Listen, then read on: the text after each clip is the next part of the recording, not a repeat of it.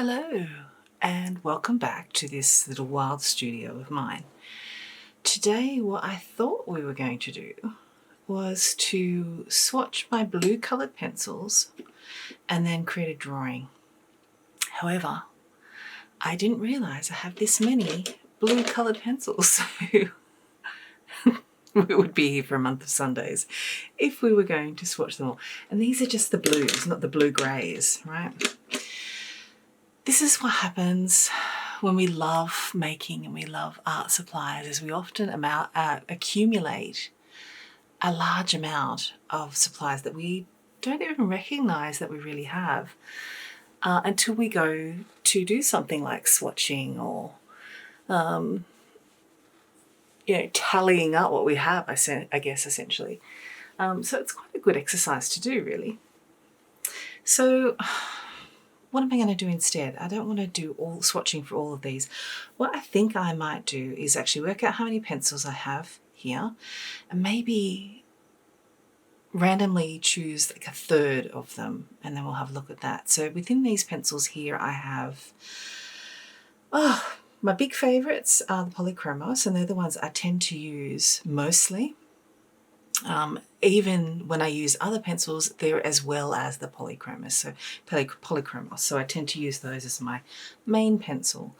Then I have Caran d'Ache Pablos, like this one here, and Luminance, like this one here.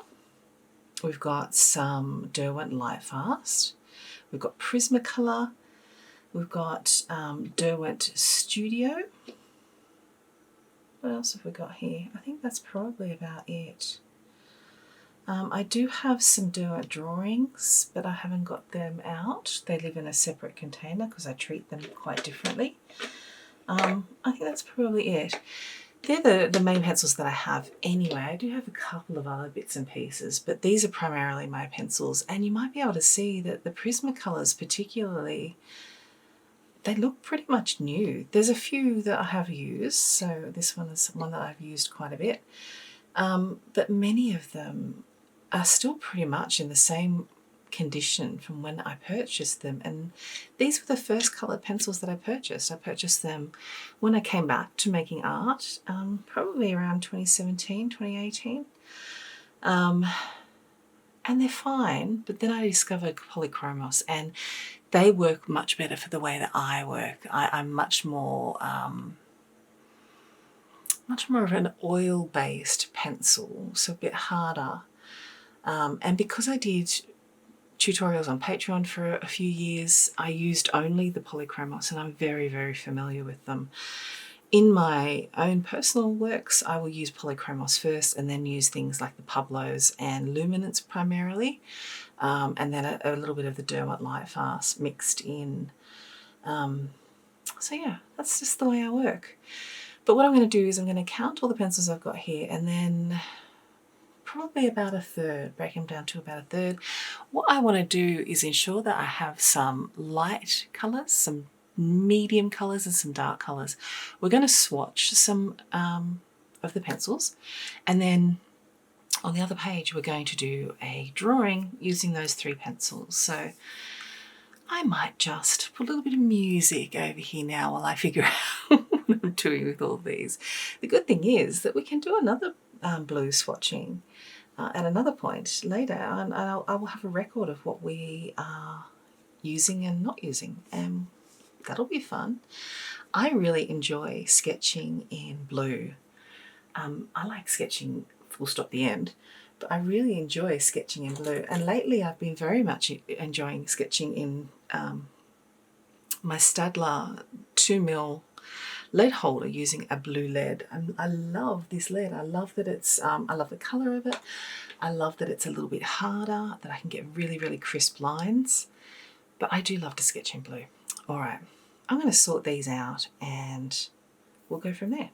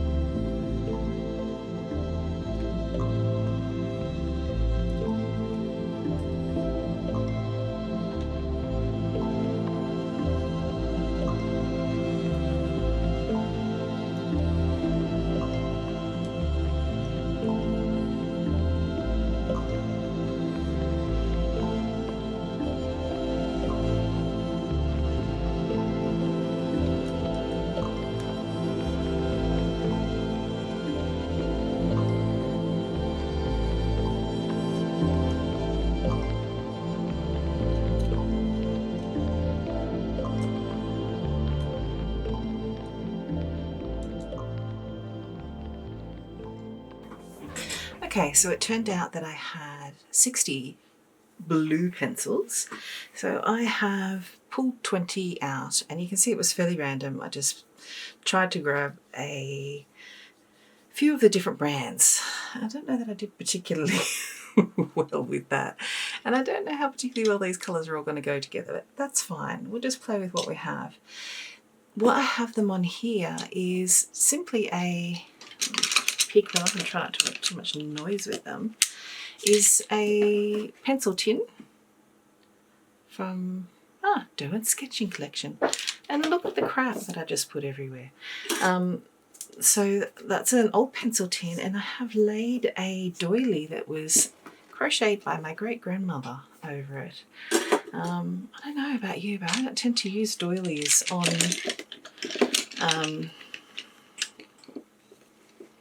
any of my furniture anymore, but I think that Mama would be very happy to know that I'm using this as part of creativity as well. Just totally mixed all those pencils up then. I did have them in light, medium and dark.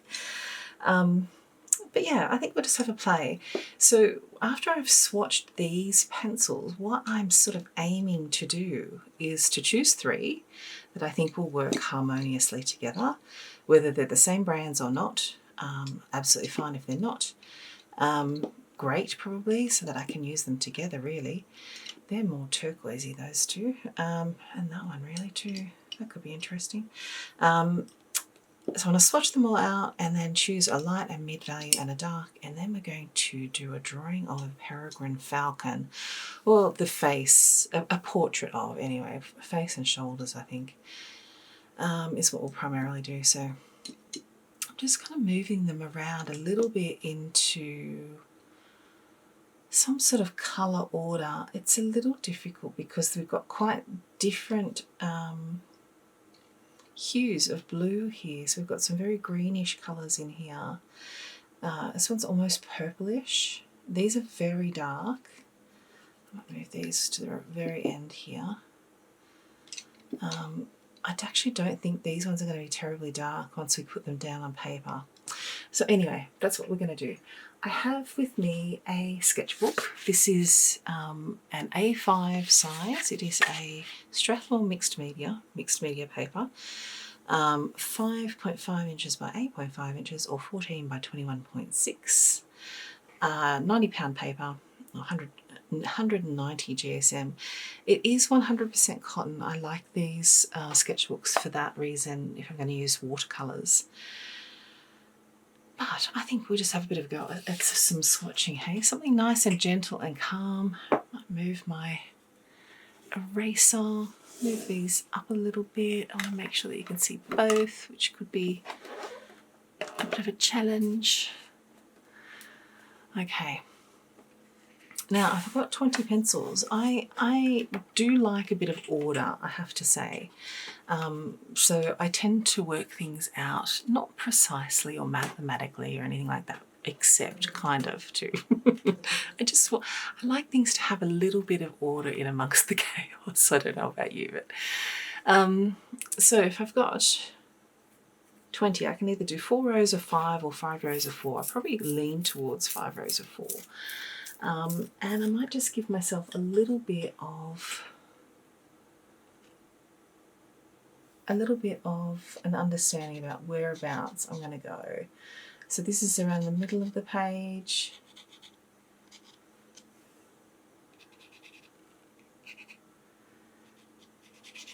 So 1, 2, 3, 4. And then if I'm going to do 5, this is around the middle of the page here. So 1,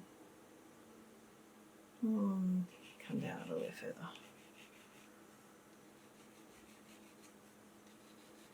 1, 2, 3, 4, 5. I think that seems fairly reasonable. This just gives me a little place to work towards, making sure I have my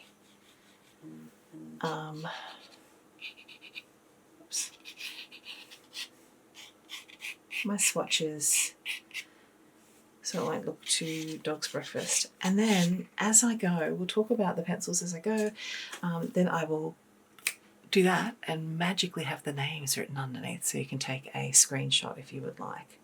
All right, let's start with the lightest. So I have Illuminance here.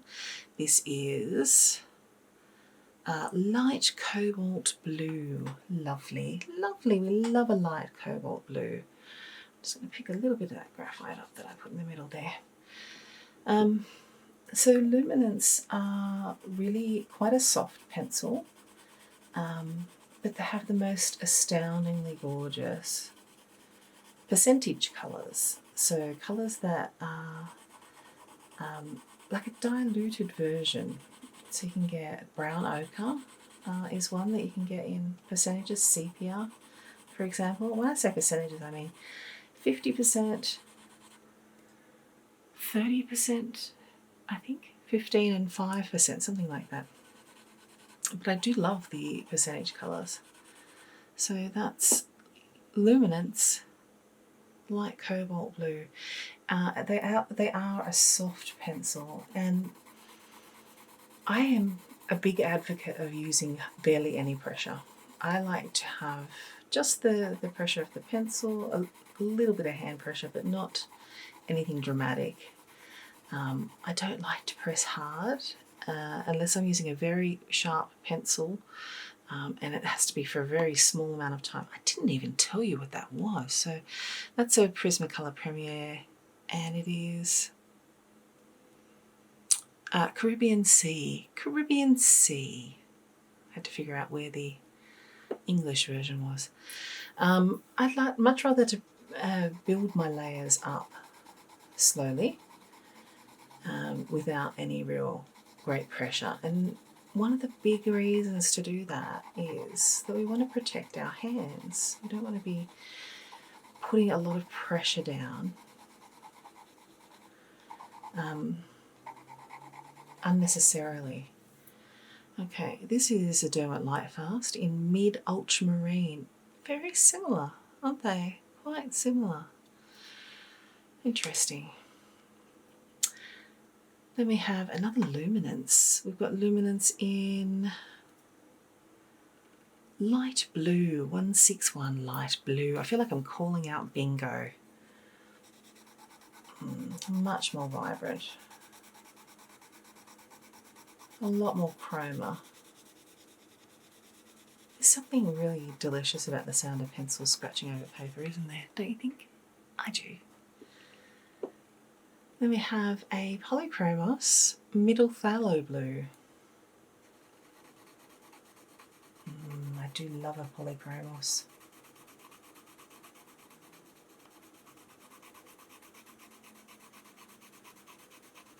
So they're an oil-based pencil, a little bit harder. I know that different artists say that they have a harder time blending the oil-based pencils, but I've never found that to be true for myself. But we will always have the pencils that we prefer to use ourselves, and we develop skills around utilising those particular pencils too. It also really, really depends on the paper as well. Now, interestingly, the next one is light phthalo blue in Polychromos, and I didn't specifically do that. That was really interesting.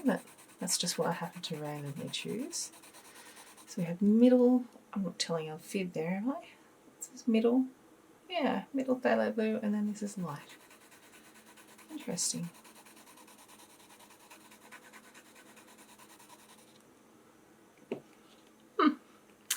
All right, now we've got a very old Polychromos, and I have some. Well, I said very old.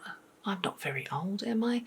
There is probably about 20, probably 24 pencils that I have from when I was about 16, and they're fantastic. I still use them. When I came back to using coloured pencils, it was funny. I dug out an old pencil case, and this is what I found. Some of these colours have now been renamed. Some of them are gone pretty much altogether. They have the same number, but they're a very different colour.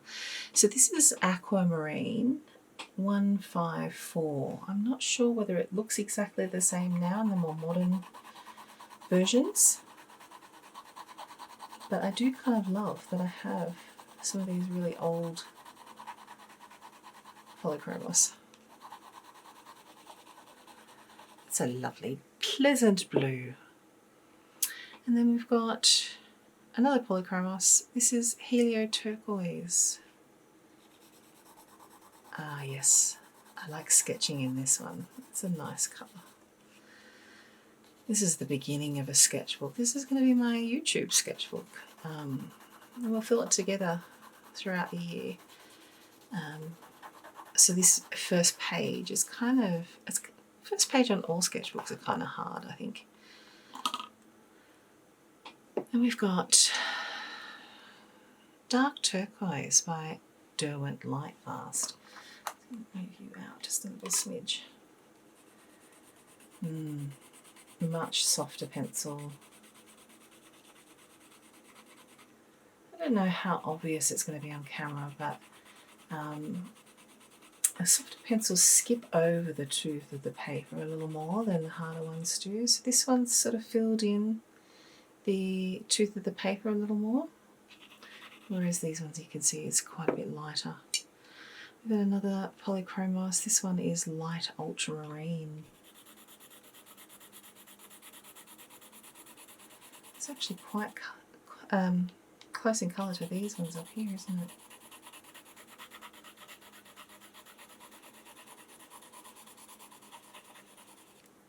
Nice though.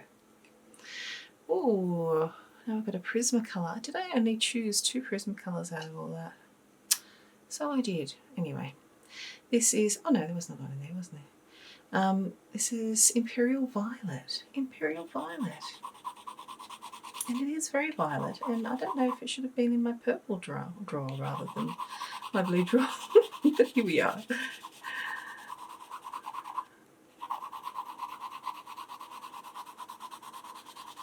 Again, another very soft, waxy pencil. Interesting. Another polychromos. This one is Phthalo Blue. Oh, so we have phthalo, middle phthalo, and light phthalo. How bizarre. What was the likelihood of that happening? Pretty low, I would think.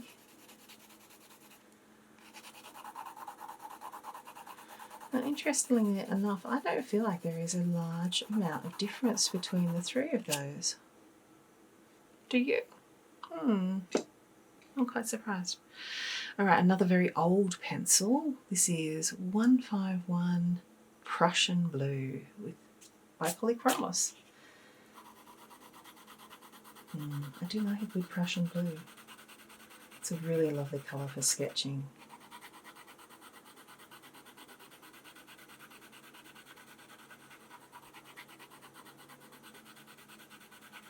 Lovely.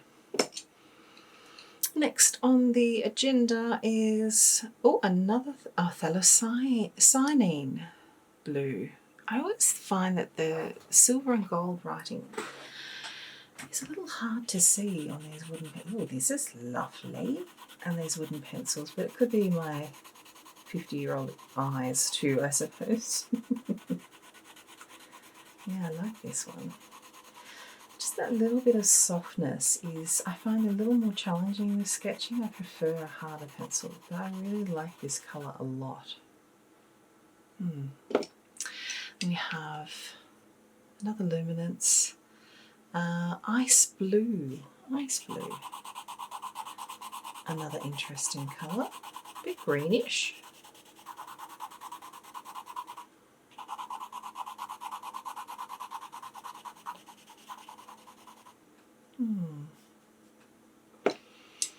Another luminance. This one is ultramarine.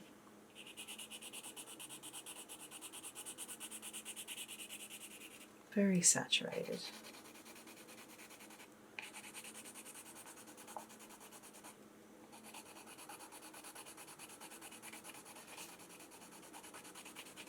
Nice though. What a delightful page of blues we have going on here.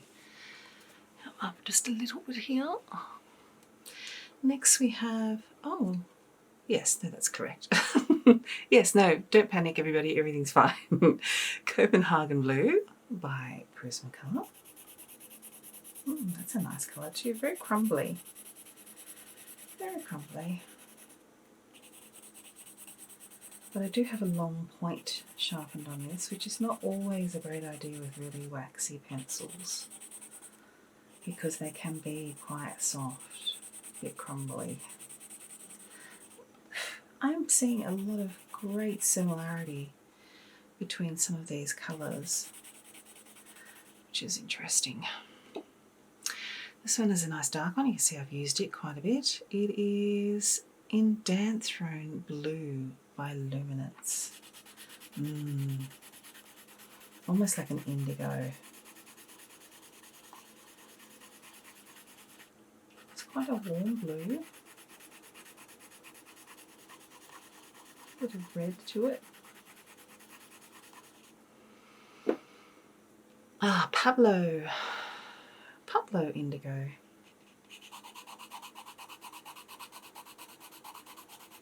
Nice. Again, these ones are a little firmer as well.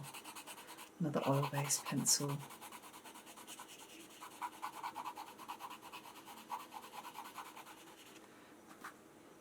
And finally, Derwent Studio in Delft Blue. I always find that these ones look so much darker on the core than they come out, the Studios. Interesting.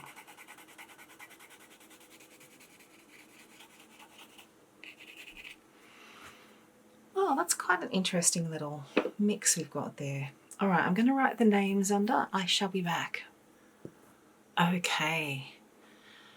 So this is what we've come up with. I'll bring this up to the camera a little bit, and you're welcome to take a screenshot if you would like. Quite a nice little mix of different hues of blue there. I've chosen 3 colours, a light, a mid-tone, and then a darker one. So we've got the Caran d'Ache Luminance Light Cobalt. We've got the older Faber-Castell Polychromos Prussian Blue, and then a Caran d'Ache Pablo in Indigo. So I tried to try and grab something from each flavour of pencil. And we're going to do, look, I've got blue on there already. Shocking. I've got blue under my fingernails from picking the pencils up by their leads. We're going to look at, let me just pop you to the side for a moment. We're going to look at a Peregrine Falcon. And so this image is from Pixabay, and there will be a link to that in the description down below there. It's a gorgeous image. Peregrines are just the most beautiful creatures. But we're going to do this in a monochromatic way. So this is the entire image. I'm going to look at just a small area, so this head and shoulder area. And what I always do before I start sketching is I look at the reference, I break it down, I analyse it. Sketching from scratch is very much like sculpting. So we start out with a great big piece of marble, and then we move in and we refine, we get detail. You wouldn't have handed a block of marble to Michelangelo and expected him to go in straight with the detail straight away. So we need to find shape before we find form. So shape is 2-dimensional, form is 3-dimensional. So first thing we want to look at is shapes. If I'm going to do up to sort of this shoulder area, the first thing I notice is a rounded head, right? And then we've got this sort of squared off shoulder area. So there's a little bit of a box coming down here. Once I've got those 2 big shapes, then I start to break it down a little bit further. So now I want to refine that round circle. I want to look at the space that's outside of that major shape and start to pull in some of the smaller shapes that I see. So I see this shape for the beak, it's still not refined. I see this shape for the eye. I see this shape for the mask, for the colouring on the bird's head. I see this shape for that white part that's in there. It encroaches down here too. I now see this shoulder shape. And then even further again, we can start to refine out so we can see the shape of the helps if I get on the right layer. You can see the shape of the beak. There's that little tooth that's on the beak there.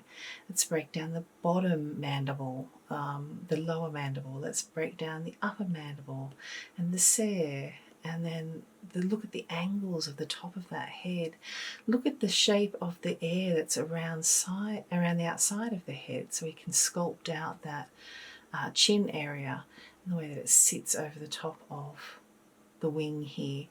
So it's just a case of ever moving smaller and smaller shapes down until you have something that you can start to use for form. And when we build up form, what we're doing is changing those two-dimensional shapes into three-dimensional. So we're no longer looking at a round circle for the head. We want to start thinking about a sphere.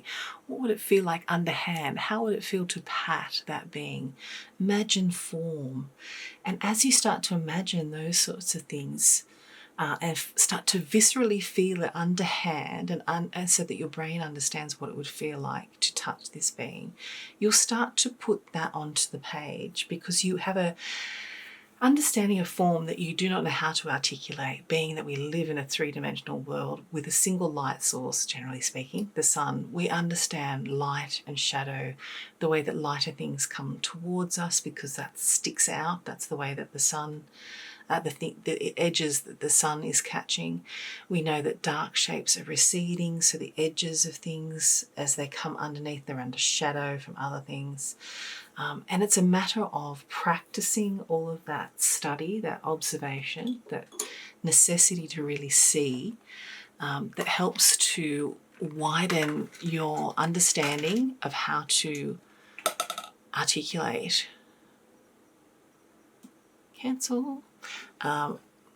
form. We're using just a simple, humble pencil and a piece of paper. All right, so this is my light colour, my mid-tone, my dark colour. I'm actually going to start sketching with my mid-tone. I always come quite far back on my pencil, and I want to keep my eye on my reference more than I keep my eye on the page. So I want to be tracing around the edges that I can see, the contours that I can see with my eyes over the top of the reference that I'm looking at. I just have to keep sculpting out these shapes. That's my first couple of really big shapes, right? I have to keep sculpting out the shapes until they start to look like what it is that I am trying to represent. Realistic art is representational art, so we want to be able to utilize these tools that we can hold with our opposable thumbs to represent something three-dimensional, something with form, something that's alive in a two-dimensional, essentially two-dimensional way. It's all about practice. So you'll see that I leave my pencil pretty much on the page the entire time that I'm doing this. I'm working really lightly. I don't care about all of the extra lines. You can erase them, but often they disappear as you start to add more detail anyway, so I don't think it's a huge thing. I also think that an eraser is a tool that's absolutely beautiful and should be used. However, in these first instances, when you're first laying down your understanding of the shapes that you're seeing, I think it's a really good idea to not use your eraser if you can avoid it, because unless you're making some large error that you really want to address because it's upsetting you looking at it, like it's not helping you get to your shape, to your form, because you want to stay in flow. You want to stay in flow, and it's easier to do that if you're not stopping and starting.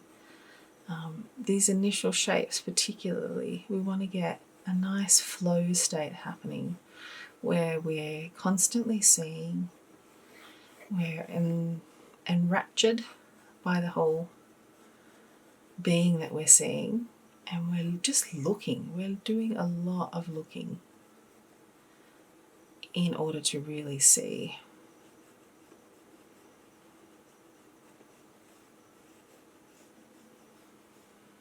Okay, and when you're somewhat happy with your basic shape, you just keep refining until you get to a space where you're ready to start adding a little bit more detail. Now, a sip of water. Always important to stay hydrated. I'm going to get my very dark colour first, and I'm going to start refining some of the shapes that I want my dark colour to describe, really. So I'm going to get smaller shapes now, and in doing smaller shapes, I'm picking my pencil up a lot more. I'm really looking at the reference and looking at the detail of the area of where I'm putting the pencil down. So it's a completely different tact now.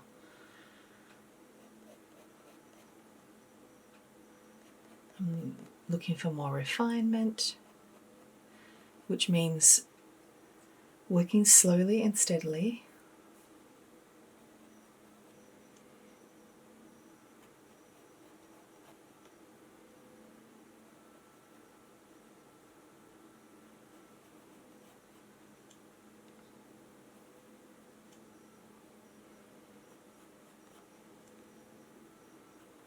Look at the different angles that you see things on. And don't be afraid to recognize that the lines you've made aren't right. You want to come back and change them.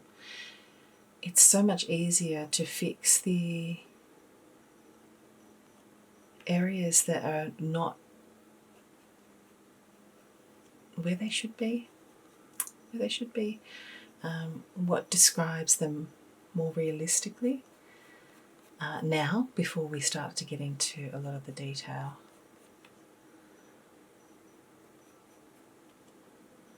So take your time and enjoy this process. Really get to observe your being and enjoy that. You're taking this being into your body through your eyes. That means that you get to be a little bit peregrine. So don't ever forget the magic of that.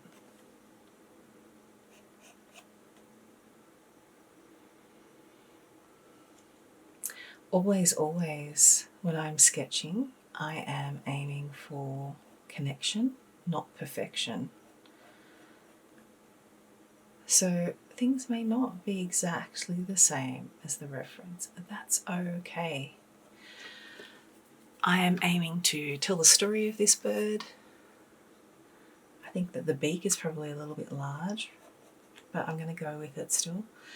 I'm aiming to spend some time honouring them, to really think about what incredible beings they are, how it might feel to have the agility and speed of these incredible beings. How could it feel to unfurl wings like this that they have? Wouldn't that be amazing? How could it feel to have vision the way that they do, to be able to see so far?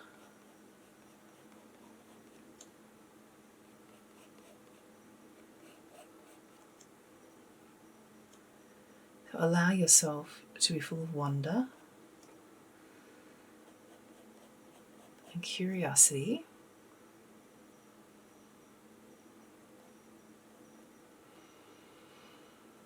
And remember to breathe. To put your eyebrows down and your shoulders down. Indeed, rolling your shoulders every now and then is a really good idea. Okay, I think we've got some nice basic lines happening here. So then what I will do is I'm going to come in and actually get some of these darks in. So the areas that I see are really dark.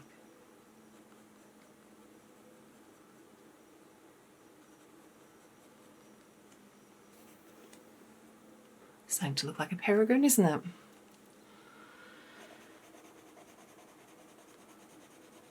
feathers are one of the things that take quite a bit of time.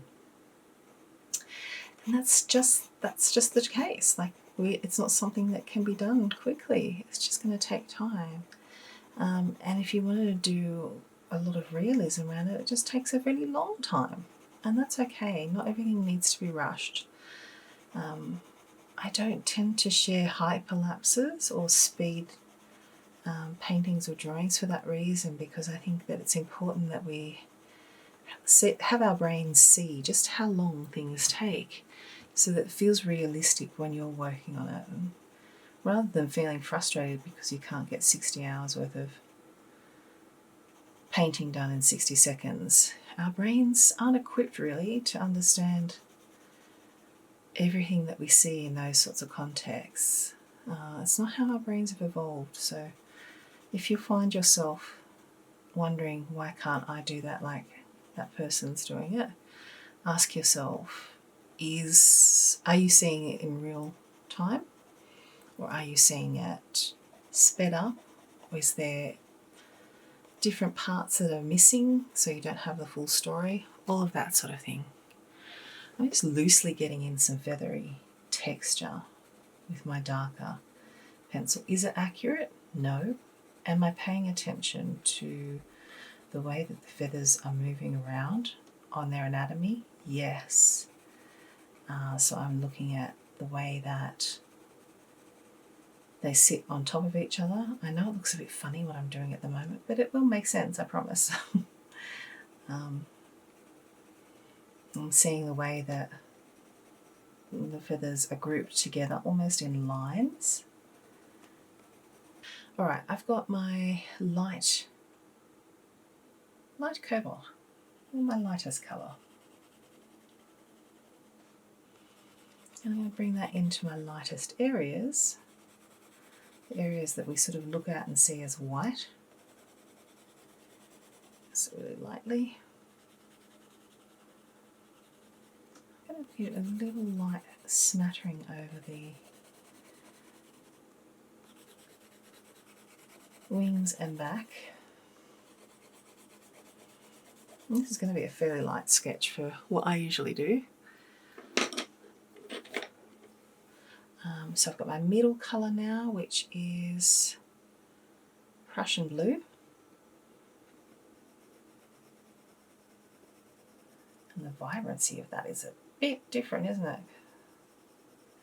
So I'm going to get in all those mid-tone values now.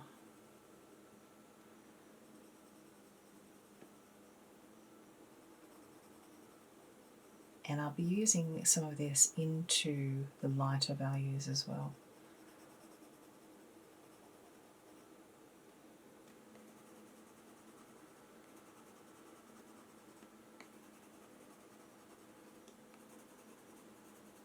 How are you going? Do I need to remind you to pop your shoulders down and your eyebrows? Remember to sit back a little bit every now and then so that you can see your image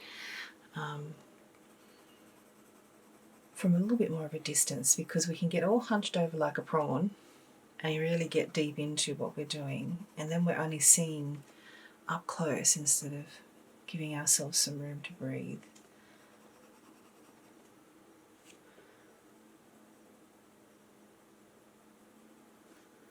Okay, let's come back in with our darker colour. Whoops, stay there you. Where are some of the areas that I need to darken up a little bit more? So inside the nose there.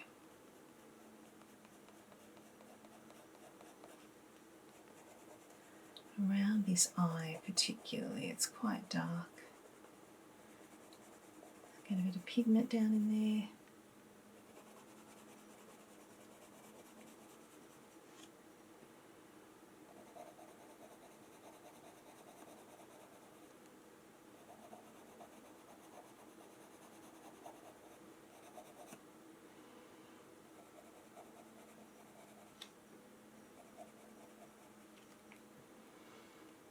Darken up under the beak here, or under the top mandible, onto the bottom mandible.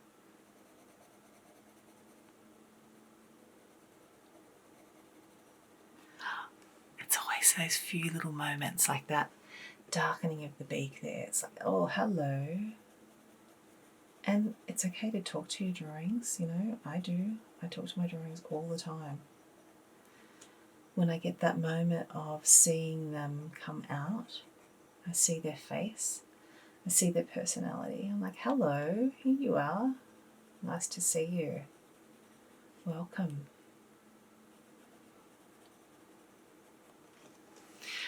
One of the easiest little things you can do with a beak to make something feel much more realistic and dimensional is to note that there is, particularly on a posture like this, where there's just a slight turn, just a slight 3/4 angle, is to remember that there is a roundness of the beak and that you're going to see some of the head on the other side. So this is actually the midline right here. This is coming over and seeing the other side of their head.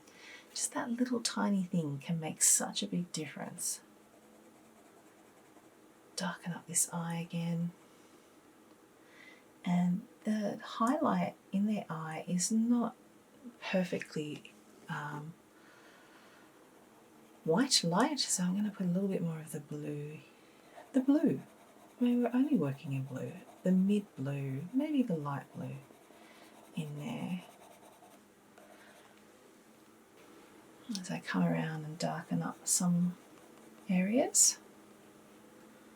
Under the beak here needs to be darker.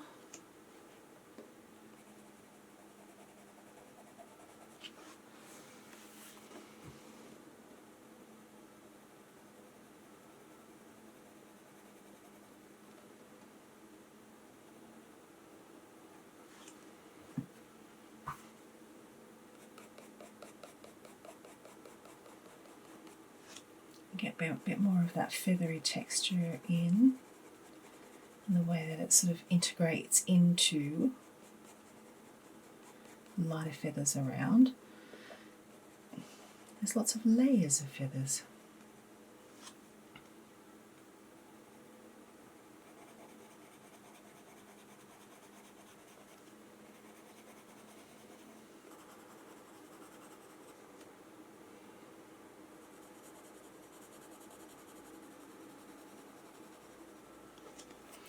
And there we go. I think we have Peregrine. Now there are some of the sketch lines from when I was working out the initial shapes. I don't mind them. I don't mind them there. You can certainly clean them up if you would like to. Absolutely fine to do that. But I also kind of feel like they show that a human being did this, right? That a human hand created this. Oops, what am I doing? This way.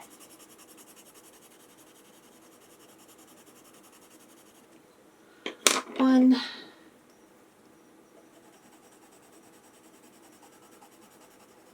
two,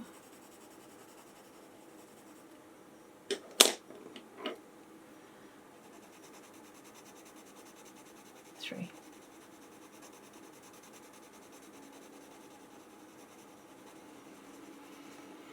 All right. I hope you enjoyed that. I really did. A little bit of that into the eye there. Keep one little light spot there. I mean, any excuse to sketch for me is like, it's a good day. It's a good day. And if you would like to see the entire video for this, I will have that over in my wildlife artists community, Hedgerow, where you'll find lots and lots of other tutorials around creating wild-hearted art devoted to wildlife, and feeling like a much more connected, compassionate and curious creative. Alright, my lovelies. If you enjoyed this video, make sure you like it and subscribe if you want to see more. And I will see you next week with some other tiny bit of wildlife art delight. Alright, my friends. Stay well. Allow the wild and wondrous to find you every day. Keep creating.